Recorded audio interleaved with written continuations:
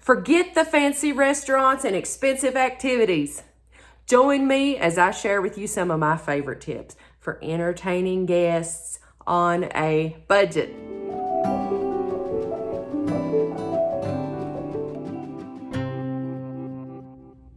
Welcome, friends, to the channel Classy Frugality. My name is Tanya, and I'm so glad you decided to join me today.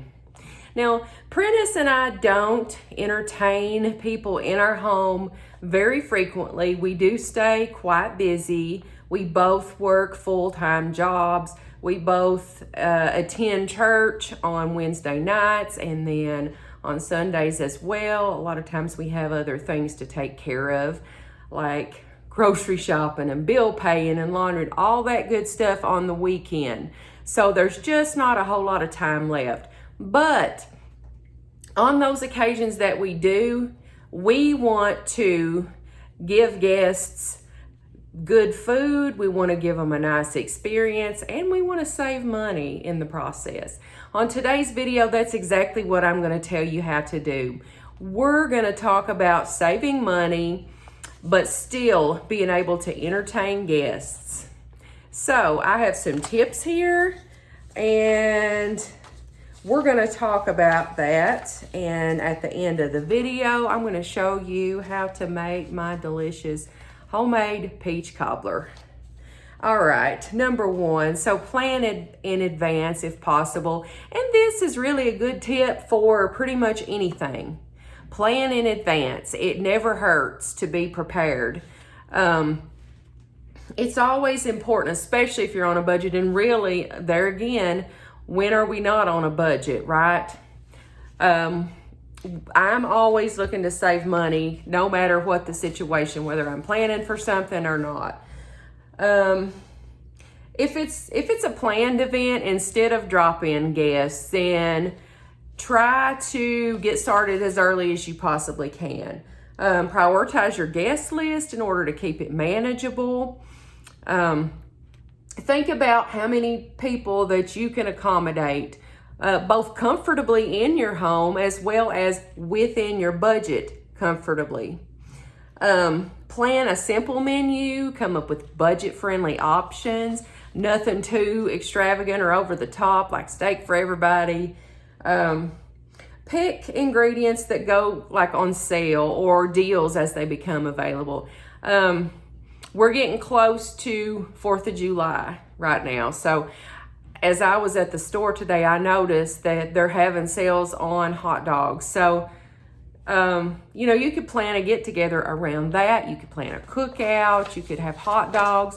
Those packs of name brand hot dogs were $1 a pack for a package of 10. So think along those lines. You could feed a whole lot of people with that.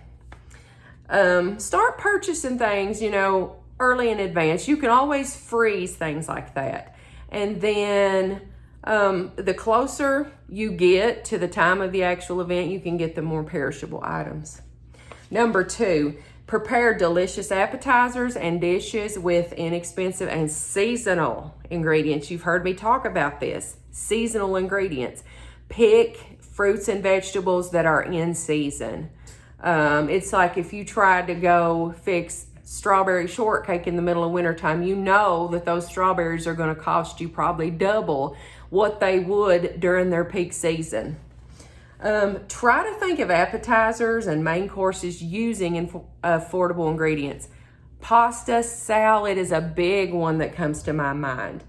How many people could you feed out of 1 pound box of pasta? You can get a whole lot of servings out of that.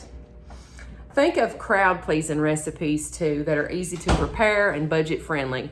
For example, chili, a big crock pot of chili.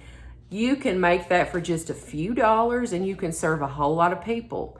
Same thing with a baked potato bar. A 5-pound bag of potatoes is around $2.50 pretty much anywhere you shop. And you can feed a ton of people with that. You can set out bowls of some shredded cheese, some diced onions, some bacon bits, other toppings people would enjoy. and it'll be a fun experience when they assemble their baked potato from the baked potato bar.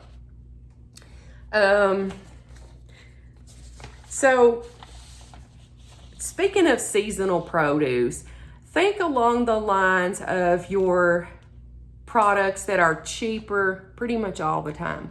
This would include carrots. This would include Roma tomatoes. This would also include cucumbers most of the time. Those are all three excellent options for making a nice vegetable tray. Get a bottle of ranch dressing at the Dollar Tree for $1.25, pour it into the bowl, and you have a dip. Number 3, I want you to decorate without breaking the bank. Use your imagination. Use things that you already have in your home. So DIY decorations can add a personal touch to your gathering, but they can be cost effective. Let's say you need vases. You want to set up several tables. You've seen me save jars. Those jars come in handy for all kinds of different things. They could double as a vase. Let's say you need some fresh greenery to put in those. Go see what's growing outside. You can make it look nice. Think outside the box, repurpose things you already have. Gather up your candles in the other part of the house. Make a grouping. Put it all together for more impact. If you need a tablecloth and you don't have one, maybe you have a plain white flat sheet. Think along those lines and use what you've got. Number 4, use games and music that are already in the home. Now, Prentice and I have several different board games already in the home. One of our favorites that we always like to play, particularly when we would go camping, is Scrabble.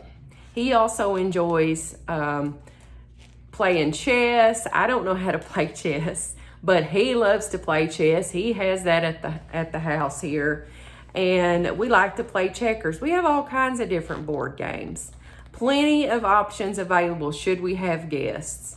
Some other options would be if you have a deck of cards, if you have some cornhole boards outside, those things are always fun. Music. You need music. Not loud, overpowering music, but just something to help fill in maybe the little bit of the silence, maybe while people are dining. Those little lulls in the conversation that sometimes happen, or maybe that's just me because I'm an awkward person sometimes. But there's just all kinds of options available for music for free. I know we stream it from YouTube on TV. There is a channel in particular that I love. It plays nothing but old MTV videos, and I just love that because I personally remember when MTV started as a channel back in the very early 80s. So just think of those things. Maybe you want to hunt out all your old CDs or your records and you want to let your guests help play DJ. That would be a fun activity as well. Okay, number 5, involve guests in the event, which actually carries over from the idea I just had about the music. Invite people to bring their favorite dish. You don't have to go this alone. This could be a potluck situation, or it could just be a matter of you say you're going to make the main dish in your home. Maybe you invite people to bring their favorite side dish. Maybe you make the entire meal and they only bring drinks or they only bring desserts. However you would like to plan that. People enjoy helping. It's fun for everybody. Also, ask them to bring their favorite board game. Again, different options for that. Board games, cards, cornhole boards. Maybe they have a badminton set. I don't know how that would go over with me. I can just see myself out there trying to hit that. But, hey, I'd give it a try. Here's an idea, too. Invite people to bring an album of family photos over. If we still print photos, right? So often I find myself guilty of just taking pictures. They hang out on my phone. I may post them to social media. Then my phone starts running out of storage and I end up having to delete or do otherwise. But if folks have albums of their family photos, think of how fun that would be for you to bring yours out and everybody share their photos and reminisce and just have some good conversations over some coffee. All right, number 6, if you're really, really pressed to keep the cost at a minimum, why not just consider a cake and punch party or a coffee and cobbler party, you know, tea and cake, something like that.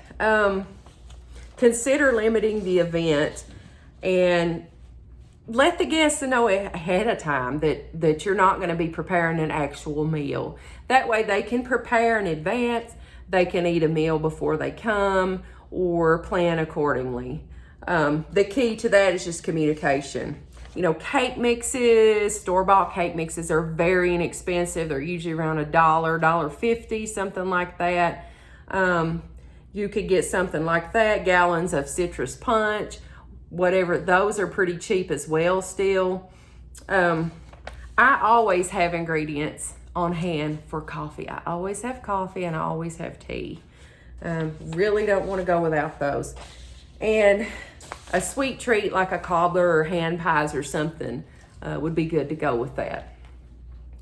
So an important area to consider, like I said earlier, is food presentation. Now you can take the most basic ingredients, and as long as you have those, you know, fixed and cut and arranged properly, and it's depending on the way you serve them, that makes the difference. That makes a big difference. It can go from blah to wow, you know. So regardless of what you serve, just think of different ways and new ideas to place it on plates, platters, and baskets, or some tiered trays. Let's take a look.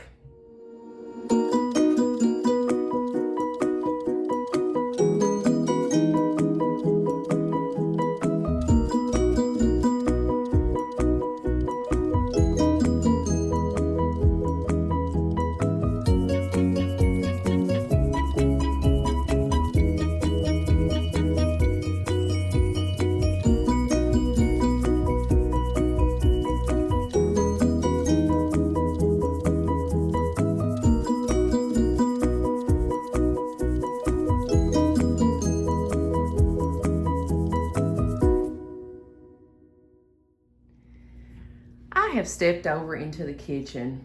We are now going to make a simple, frugal, and delicious peach cobbler made with pantry staples. I have made this cobbler for many, many years, and it's so satisfying for breakfast, dessert, or just a snack.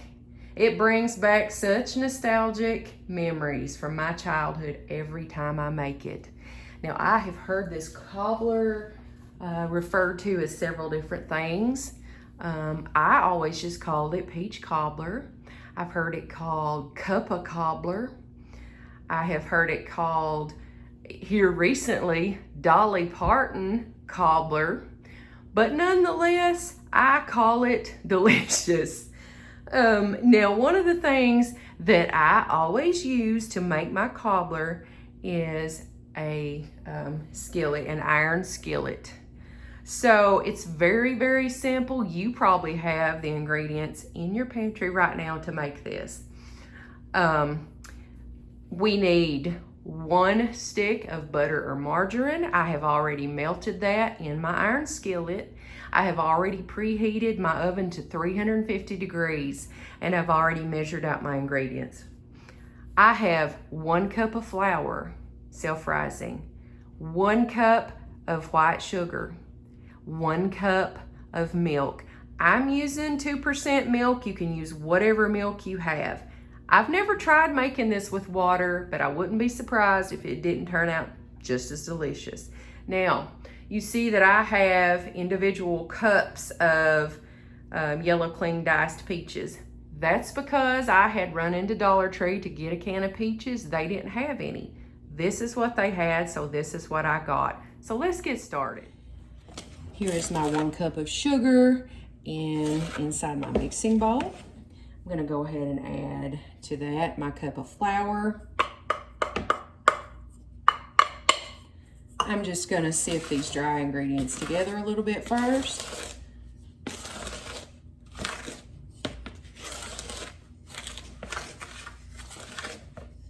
And now I'm gonna add my milk.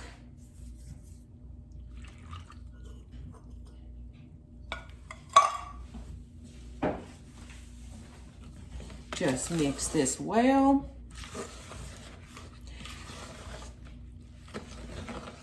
Now, if you wanted to add other things to your cobbler, if you wanted to add, let's say, cinnamon, or if you wanted to add vanilla, by all means, you could do that. I'm not going to do that tonight, because I looked in my cabinet, quite honestly, I don't have all that much cinnamon left, and I would like to save that cinnamon in case I want cinnamon toast with my coffee and my oatmeal in the morning. So that's what we're doing. I just try to get the lumps out of here. Okay, here's your batter. It's kind of thin.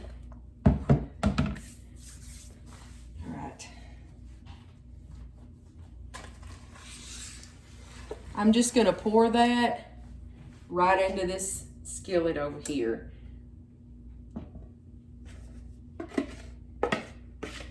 Very, very, very simple. Now, I'm gonna open each one of these peaches and I'm gonna just pour them in, juice and all. And this is the way it looks. And I'll just put this in the oven and we will let this bake until that crust is golden brown.